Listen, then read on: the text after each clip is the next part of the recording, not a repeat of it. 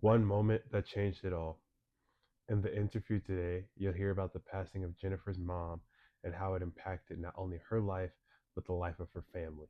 Before going into the interview today, I met Jennifer at the Heart Walk that was put on by the American Heart Association in Denver. Through my discussion with Jennifer, it brought a lot of things to my attention that I remember going through from my end as someone who dealt with heart disease, and things that I learned also after talking with her that I really didn't realize the importance of until we had this conversation, and some things that I always preach, and just hearing it from a different perspective and how these things are important to them as well. I want to touch on the impact of changing your lifestyle and the impact that your lifestyle can have. There's a lot of things that we may do when we're healthy that we don't realize how much of a strain that it's putting on our body and how much these things are affecting us. There's some things that can be normalized, like drinking, especially at a young age. I know from my diagnosed at 20 with a heart disease, I was drinking. I wouldn't say I was drinking a lot, and I was drinking every day, but the notion of drinking in a large amount didn't seem too far off to me. It felt like something that was normal, something that you do when you're younger. And just eating at buffets all the time, finally being on my own and having the ability to make these own decisions on where I'm going to eat, what I'm going to eat on a day in and day out basis. So the buffets, the pizza and wings all the time, and not really thinking that how I'm eating, how I'm living is going to have a direct impact on my life now at the moment. I thought that I have my youth ahead of me. I can change my lifestyle around when I'm older. I'll worry about it when I'm in my 30s, when I'm in my 40s. I didn't expect it to change my life at that point in time. When we're living a certain way, we can be very blind to the effects that it's causing to our body around us.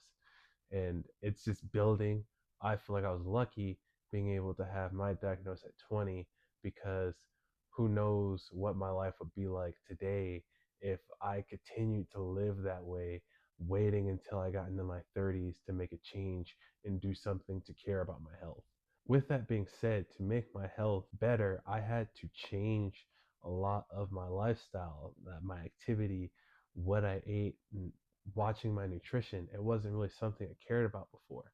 I was in sports, so I was just focused on eating. It was just eat as much as possible, eat when you can, eat protein.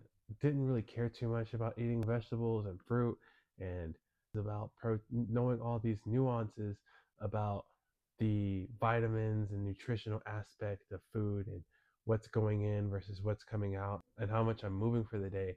But being able to notice the changes and the nuances that I need to make made a great change for my lifestyle going forward.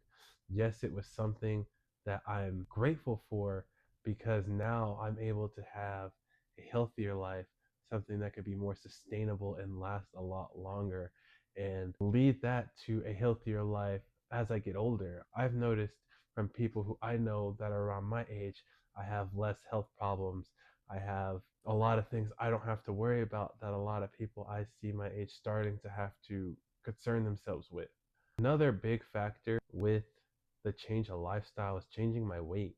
I didn't realize, well, I knew with changing my weight, with football, it was just all about how big can we get you while keeping you to maintain strength and speed as much as possible, if not get stronger.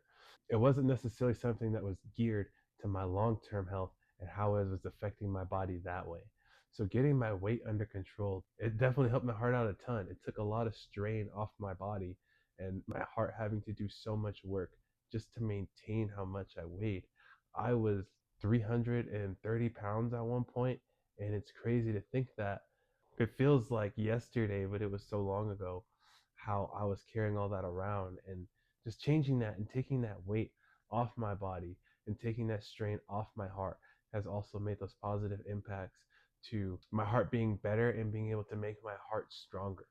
I know this is something that I didn't remember or recognize at the time before I was diagnosed with heart disease, but something that you guys may not think about as well is that our heart's a muscle, and just like any other muscle we have, We have to exercise that muscle. We have to work that muscle. If the only strain that we're putting on our heart and the muscle that is the heart is the food that we're putting in, the shitty ass food that we're eating and clogging up our arteries, we're not doing our heart any help. We're not giving it any justice. We need to put it in a sense of duress under exercise, not just from not being able to function just at the rate of passing food through and clogging up our arteries. We need to do things that are high intensity. We need to do things at intervals. We need to understand the importance of being active, whether that's lifting weights, which is personally, I think, the best because not only is it the best with putting our heart under duress, but it's also best when we're looking at fat loss, looking at moving and walking, and we're looking at actually testing the limits of what our heart is. And trust me, don't take it for granted because talking as someone who's been there, when you're laying in a hospital bed and all you literally want to do is get up and walk around, literally just get up and walk, maybe not even 20 steps, and you're being restricted and you're not allowed to, and you have to take an oxygen tank, you have to have a nurse by your side just in case you fall and hold a walker. And even then, when I did it, I couldn't take more than 10 steps at a time before I had to stop and get my breath. Trust me, do not underestimate the importance of being active and walking and making our hearts stronger. Those are some of the things that I took from this interview.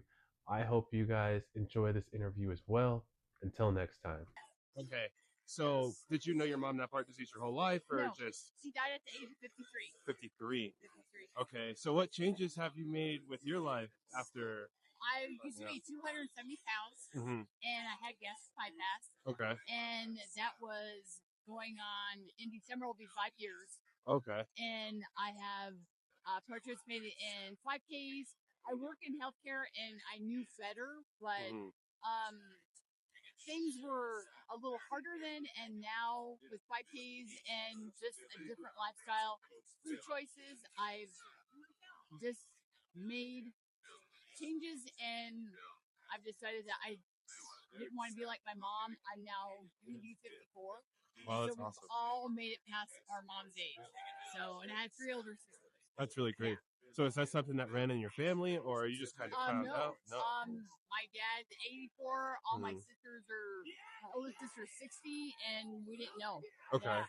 Yeah. All right. Is there anything that you wish that your like mom would have knew before, or like changed before? Some of her lifestyle led to it, which is Mhm. kind of scary. Yeah. And I mean, it was some things that we all knew, and it's like, what you see in hindsight, and we all could have said and done, but we all make the changes now.